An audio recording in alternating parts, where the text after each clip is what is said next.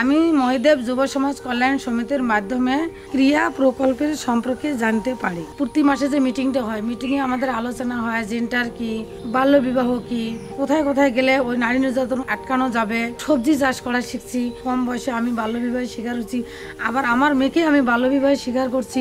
এখন আমি বুঝতে পারতেছি একজন মেয়েকে যদি বাল্য বিবাহ দেওয়া হয়, সে অল্প বয়সে বাচ্চা নেয়, মেয়েটার শরীরে ক্ষতি হয়, এমনও হয় সে মাটা মারা যায়। বাল্য বিবাহ অনেক মেয়ের সংসার হচ্ছে না, এই জন্য 18 বছর বয়স পূর্ণ হয় মেয়েটাকে বিয়ে দাও। দুইটা বিয়ে মানে 17 বছর 15 বছর বয়সে বিয়ে দেওয়ার জন্য রেডি হয়েছি।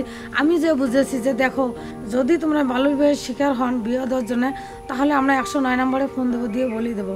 তারপরে বলছে যে আপা বাল্য বিবাহ হলে কী কী ক্ষতিগুলো হতে পারে, তখন আমি বুঝাই দিছি।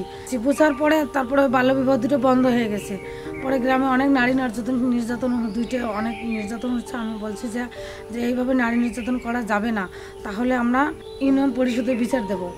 এখানে যদি বিচার না হয় মহিলা সমাজসেবায় ওখানে যাব। তখন বলতেছে ইউনিয়ন পরিষদে বিচার দেওয়ার দরকার নেই, আমরা যা ভুল করছি এখন আমি আর করব না। এভাবে আমি দুইটা নির্যাতন বন্ধ করছি, দুইটা বাল্য বিবাহ বন্ধ করছি।